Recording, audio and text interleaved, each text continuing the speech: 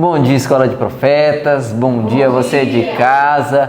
Que bom que você tem nos acompanhado. Bom dia, Jonathan. Bom dia, professor Cleiton. Bom dia para você de casa. É muito bom sempre ter você aqui, sempre ter sua companhia, porque você já faz parte da nossa família, não é, professor? Muito bem. É um privilégio para nós termos a sua companhia agora e privilégio para nós também de até louvarmos a Deus e podermos ajoelhar e saber que Deus nos escuta. Olha só que grande privilégio nós temos.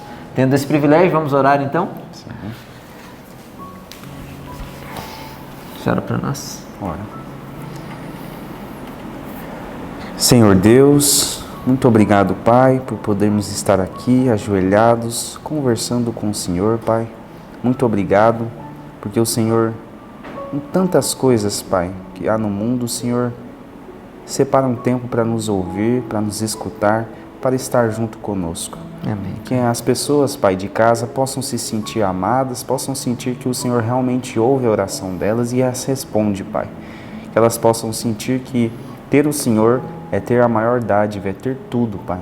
Em nome de Jesus, que todos nas suas casas e nós possamos amar, Pai, a missão, possamos amar fazer esse trabalho que o Senhor nos confiou.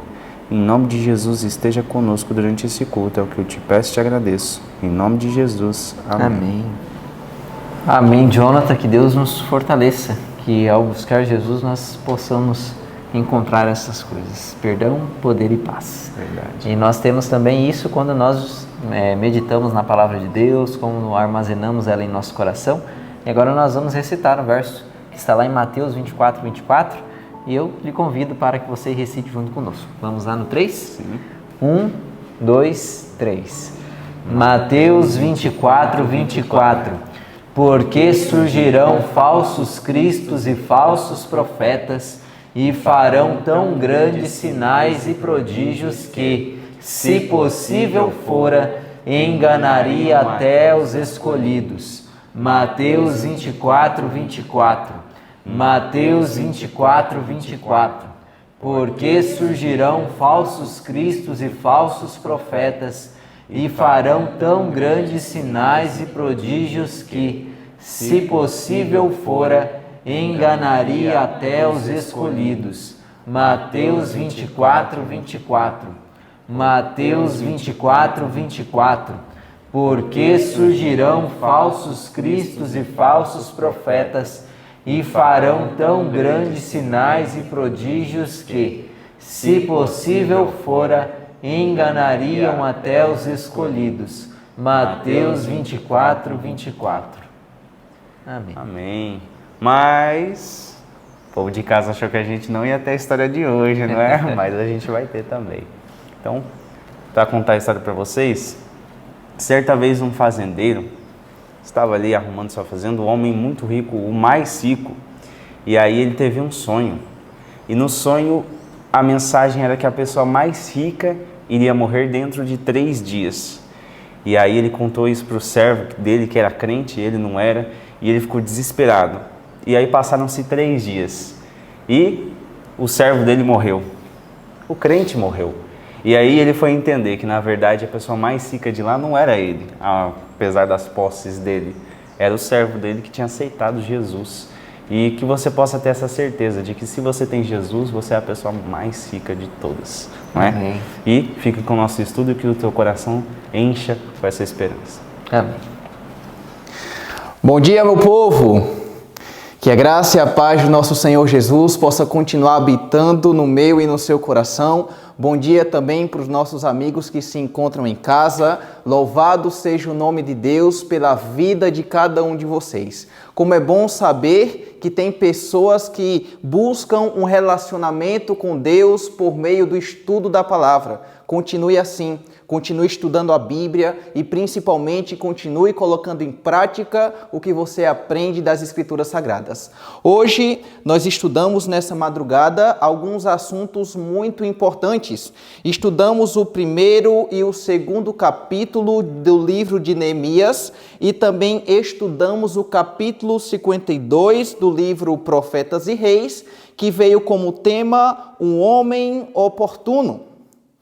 E fazendo uma contextualização do que estava se passando nesse momento do estudo de hoje, vale a pena ressaltar que Deus, ele sempre enviou mensagens por meio dos seus profetas para o seu povo. Entretanto, infelizmente, essas mensagens foram rejeitadas pela própria nação do Senhor, para o próprio povo que foi escolhido para levar as boas novas de salvação para esse mundo. Então, por conta das consequências dos seus próprios atos, por conta da sua desobediência também às ordens do Senhor, eles tiveram que serem levados cativos para a Babilônia e, de acordo com Jeremias, eles deviam passar 70 anos nessa localidade. E quando se completaram os 70 anos, Deus ele agora começou a levantar líderes para liderar o seu povo, trazendo eles novamente para Jerusalém e para reedificar tanto o templo, tanto a cidade, como também os muros. E o primeiro líder que foi escolhido para trazer o povo foi justamente Zorobabel. Passa-se um tempo agora e Deus levanta um segundo líder, chamado Esdras, para trazer a segunda remessa das pessoas que se encontravam lá em Babilônia. E agora passa-se um tempo novamente e Deus levanta um homem oportuno para liderar o seu povo, trazendo eles agora pela terceira vez, também a terceira remessa, para a reedificação dos muros lá em Jerusalém. E o homem oportuno escolhido por Deus foi justamente Neemias. O nome Neemias é altamente significativo. Neemias significa o Senhor conforta. Isso nos mostra o quanto esse homem confiava plenamente no Senhor. Que nós possamos também sermos pessoas que confiem verdadeiramente em Deus. Neemias, ele é caracterizado na Bíblia como sendo um homem de fé, oração e ação. Se nos dias de Neemias necessitava-se de um homem de fé, oração e ação, quem dirá, pois, nos nossos dias? Nós sabemos que estamos vivendo os momentos mais difíceis da história dessa terra. E hoje é necessário pessoas como Neemias, pessoas de fé, oração e principalmente de ação, que em nome de Jesus nós possamos clamar diante do Senhor. Senhor, nos capacita, nos faz pessoas como Neemias, pessoas de fé, pessoas que orem e principalmente pessoas que tenham ação, missão na veia, missão no sangue. Essa é a situação. E vejam só o que se diz aqui no primeiro parágrafo do livro Profetas e Reis, nos diz o seguinte, Neemias, um dos exilados hebreus, ocupava uma posição de influência e honra na corte persa.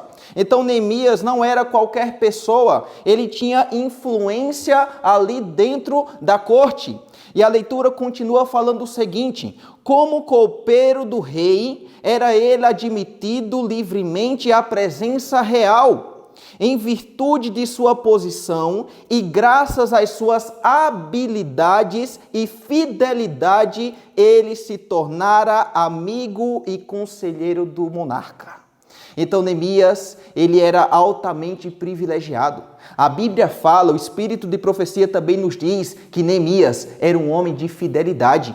E essa fidelidade fez com que ele se tornasse amigo e conselheiro do monarca mais poderoso daquele período. E a leitura termina falando o seguinte: embora objeto do favor real, conquanto rodeado pela pompa e esplendor, ele não esqueceu o seu Deus e o seu povo. Por mais que Neemias tivesse tamanhos privilégios, por mais que Neemias morasse em um lugar glorioso, cheio de honra, cheio de glória, ele não se esqueceu do seu Deus. E também, ele não se esqueceu do seu povo. E aqui no capítulo 1, fala que Neemias, ele se encontrava em Suzã, que era um dos 4 centros administrativos do Império Persa, e chegou uma confederação vindo lá de Jerusalém. E Neemias, ele agora fica curioso. Neemias, ele agora busca saber o que estava acontecendo com o seu povo lá em Jerusalém. E no verso 2 do capítulo 1 do livro de Neemias nos diz o seguinte: que veio Anani, um dos meus irmãos, ele e alguns de Judá, e perguntei-lhes pelos judeus que escaparam e que restaram do cativeiro e acerca de Jerusalém. Então Neemias, ele pergunta como que estão as coisas lá em Jerusalém, como que está a reconstrução, como que o meu povo se encontra nesse exato momento. E o relato bíblico fala que infelizmente as notícias eram notícias terríveis. As pessoas informaram a Neemias que as coisas estavam em uma miséria e em um desprezo. Os muros de Jerusalém estavam derrubados e as suas portas estavam queimadas. E naquele momento de extrema angústia, Neemias, ele toma uma decisão muito séria no seu coração. E eu gostaria de ler para vocês qual que foi a atitude de Neemias nesse momento tão difícil na sua história e na história também do seu povo. Veja o que se encontra aqui no capítulo 4, no verso 4 do capítulo 1 de Neemias, e diz o seguinte: e sucedeu que, ouvindo eu estas palavras, assentei-me e chorei e lamentei por alguns dias e estive jejuando e orando perante o Deus dos céus. Nesse momento de dificuldade, Neemias, ele toma a decisão de lamentar, de chorar, de jejuar e de orar perante o Deus dos céus. Que essa possa ser a nossa decisão também. Nos momentos mais difíceis da sua vida, talvez você esteja nesse exato momento passando por momentos complicados e difíceis em sua vida. Siga o exemplo de Neemias. Chore, jejue, ore ao Senhor. E assim como Deus deu a solução nos dias de Neemias, Ele também vai dar a solução para a sua vida e para o seu caso também. Aqui nós podemos ver o quanto Neemias amava aquele povo. Neemias, ele estava confortável, ele vivia em um lugar muito bom, ele tinha um trabalho bastante privilegiado e honrado também. Mas Neemias, ele se colocava junto com o seu povo, ele se preocupava qual que era a situação que o seu povo se encontrava. Aqui eu me lembro de Ezequiel 9, naquele contexto de selamento, onde as pessoas que seriam seladas são aquelas que estão chorando, são aquelas que estão se lamentando pelas abominações do que está acontecendo no meio do povo de Deus. Serão essas pessoas que serão seladas. Aqui também, Neemias, ele se coloca no lugar do povo, ele clama, ele amava verdadeiramente o seu povo. E se nós quisermos verdadeiramente sermos selados, devemos estar nos colocando nas mãos de Deus para pregar o Evangelho, para amar as pessoas e principalmente para ser uma bênção, para ser uma luz.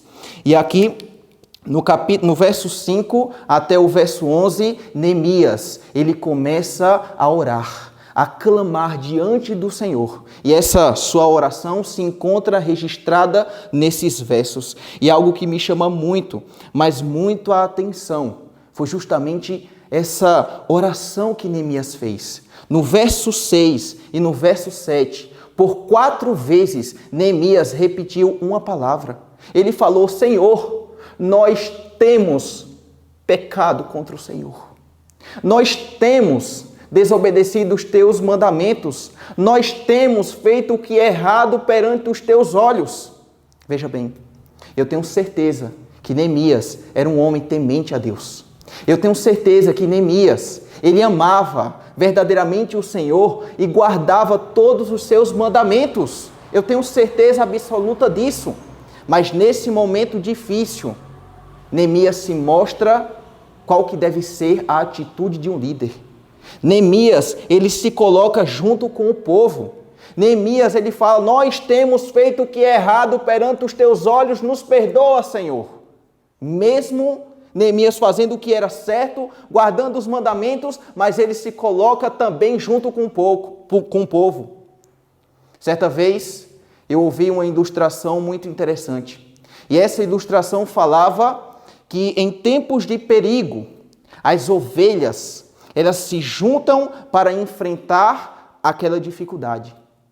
Já com os porcos, as coisas são totalmente diferentes. Em tempos de perigo, os porcos, eles se debandam para cada um toma sua direção.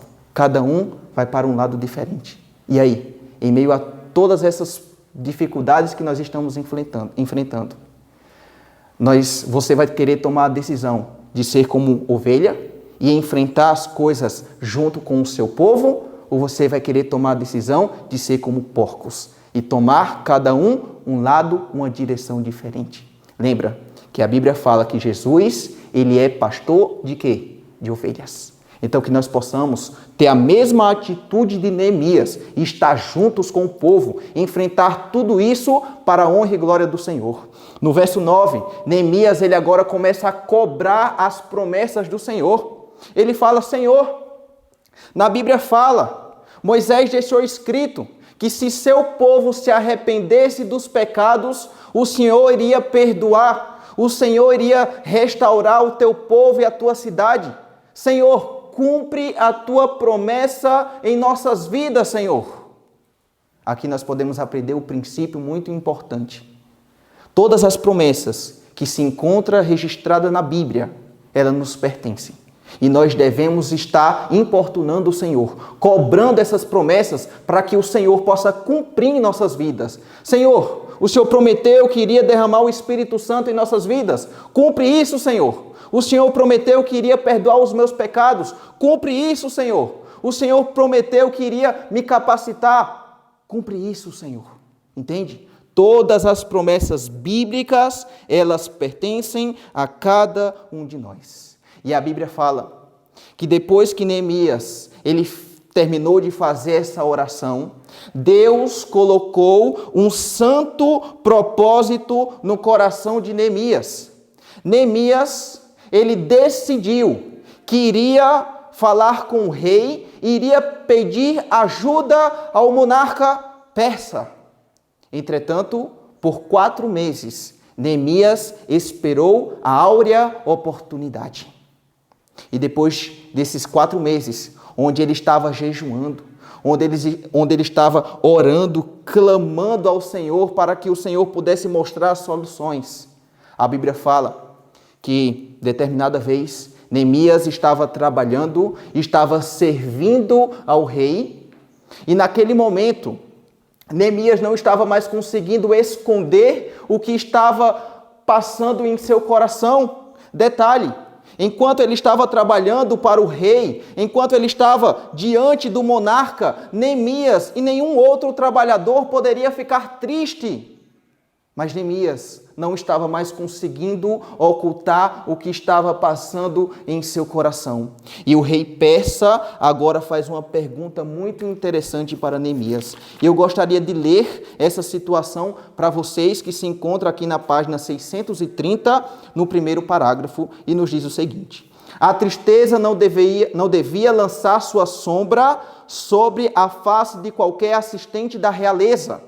Mas no período de retraimento de Neemias, ocultas da vida dos homens, muitas foram as suas orações, as confissões, as lágrimas ouvidas e testemunhadas por Deus e pelos anjos. Finalmente, a tristeza que oprimia o coração patriota não pôde mais ser oculta. Noites indormidas, dias cheios de cuidados deixaram sua marca em seu rosto. O rei, cioso de sua própria segurança, estava acostumado a ler fisionomias e a penetrar dissimulações e viu que alguma perturbação secreta estava possuindo o seu copeiro. E naquele momento, Artaxerxes faz a seguinte pergunta para Neemias: Neemias, por que está triste o teu rosto, se não estás doente? E o relato bíblico nos diz que naquele momento, Neemias, ele ficou com muito medo. Ele temeu as consequências de estar triste perante o rei. E Neemias, ele fala a seguinte declaração, aqui no capítulo 2, no verso 3, diz o seguinte, ó. E disse ao rei, viva o rei para sempre. Como não estaria triste o meu rosto, estando a cidade, o lugar dos sepulcros dos meus pais, assolada e tendo sido consumida as suas portas pelo fogo? Rei, como que eu não estaria triste? Sendo que a minha cidade, a cidade onde se encontram os sepulcros dos meus pais, está assolada e suas portas estão queimadas. Neemias, ele foi muito sábio quando falou essa declaração. Na cultura persa, os sepulcros dos entes queridos se tinham grande estima. E com essas palavras, Neemias tocou profundamente o coração de Artaxerxes. E naquele momento, Artaxerxes faz uma pergunta para Neemias e diz o seguinte: Neemias, que me pedes agora? O que eu posso fazer para te ajudar? O que está nas minhas mãos, Neemias, que eu posso disponibilizar para você, para que você possa ficar feliz novamente, para que essa situação possa ser resolvida e para que sua cidade seja restaurada? E naquele momento, Neemias, ele poderia ter dito de maneira muito rápida, poderia ter falado, Senhor, eu preciso disso, isso e aquilo. Entretanto, Neemias, ele primeiro pediu o conselho do Senhor. Veja o que o Espírito de Profecia nos fala aqui na página 631, no primeiro parágrafo. Mas o homem de Deus não se aventurou a responder enquanto não tivesse buscado a direção de alguém mais alto que Artaxerxes. Primeiro, Neemias buscou a instrução do Senhor. E depois ele falou para Artaxerxes o que ele precisava. Naquele momento, Neemias ele faz essa oração silenciosa. E falando a respeito da oração silenciosa, o Espírito de Profecia nos diz o seguinte, ainda na mesma página, aqui no segundo parágrafo, diz o seguinte: Ora, orar como Neemias orou, nessa hora de necessidade, é um recurso à disposição do cristão, em circunstâncias em que outras formas de oração podem ser impossíveis. Sob todas as circunstâncias, em cada condição, a alma carregada de dor e cuidado ou ferozmente assaltada pela tentação pode encontrar segurança, sustento e socorro no infalível amor e poder de um Deus que guarda o seu conserto. Orar como Neemias orou, de maneira silenciosa, é um dos meios também de alcançar o favor de Deus. Deus ouve todas as orações que nós fazemos a Ele. Que nós possamos, em nome de Jesus, também ter essas atitudes, estar sempre em constante vigilância e oração. Agora, Neemias, ele pede algumas coisas ao rei. Neemias, ele pede que ele pudesse, na verdade, que o rei pudesse liberá-lo para que ele pudesse liderar um grupo de pessoas para a reconstrução dos muros lá em Jerusalém. Neemias agora pede carta de proteção, ele também ganha uma escolta militar e também ele pede recursos para a reconstrução de Jerusalém. E o rei assim o dá para Neemias. E quando Neemias chega em Jerusalém, Neemias ele não vai falando quais que são os planos, a motivação de sua visita. Primeiramente, Neemias ele passa 3 dias analisando todas as situações, fazendo planejamentos, e depois dos 3 dias, Neemias, ele chama um grupo de pessoas para que pudesse ajudá-lo na reconstrução dos muros de Jerusalém. Aqui nós podemos ver a essência de um líder. Um líder, ele não pode trabalhar sozinho. O líder, ele trabalha com pessoas. E Neemias, ele não queria o protagonismo. Neemias queria que a missão pudesse ser cumprida. E por isso que ele buscou outras pessoas para ajudá-lo. E naquele momento, aquelas pessoas o ajudam. E eles começam, dão início, à reconstrução dos muros lá em Jerusalém. E algo me chamou muito a atenção e com isso eu termino. Aqui na página 633, no último parágrafo nos diz o seguinte: Este exemplo de sábia previdência e ação resoluta deve ser uma lição a todos os cristãos. Os filhos de Deus não devem apenas orar com fé, mas trabalhar com diligência e providente cuidado. Neemias não considerou cumprido o seu dever depois de haver orado e chorado perante o Senhor. Ele uniu sua petição com os mais fervorosos, santos e piedosos esforços para o sucesso da empresa em que estava empenhado. Neemias não se deixou ficar na dependência da incerteza. Os meios que lhe faltavam, ele os solicitou dos que lhe poderiam fornecer. Neemias, ele juntou a fé com a ação. E esse é o segredo da vitória. A união do esforço humano com o poder divino é o segredo do êxito. Certa vez eu ouvi uma frase que dizia o seguinte: ore como se tudo dependesse de Deus e trabalhe como se tudo dependesse de você. Que nós possamos ser pessoas de oração, pessoas de fé e principalmente pessoas de ação. E eu gostaria de terminar esse momento lendo o que se encontra aqui no capítulo 2, no verso 17, e diz o seguinte, Então lhes disse: bem vedes vós a miséria que estamos, que Jerusalém está assolada e que suas portas têm sido queimadas a fogo. Vinde, pois, e reedifiquemos o muro de Jerusalém, e não sejamos mais uma vergonha, um opróbrio.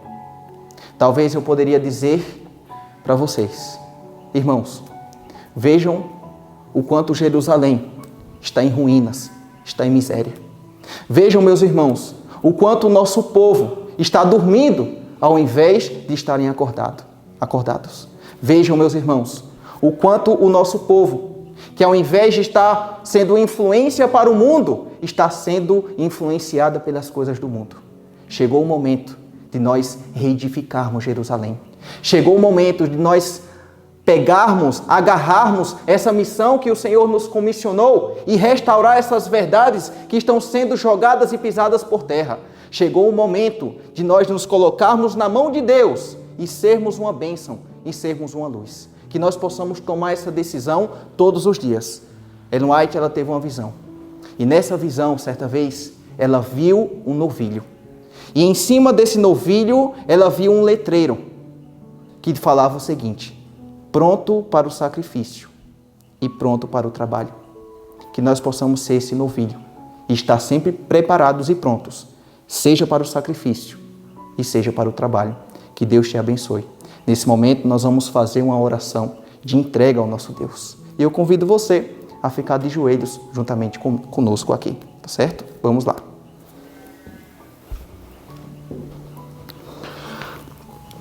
Querido Jesus e amado Pai, muito obrigado, Senhor, pela Tua palavra. Nos faz, Senhor, pessoas de fé, oração e ação, como Neemias. Nos ajuda a restaurar essas verdades que estão sendo pisadas e jogadas por terra. Nos ajuda a sermos uma bênção, uma luz e cumprir a Tua missão. É isso que eu te peço, Senhor, e te agradeço. Em nome de Jesus. Amém. Que Deus abençoe e que verdadeiramente você aceite a comissão celestial. Se tu uma bênção.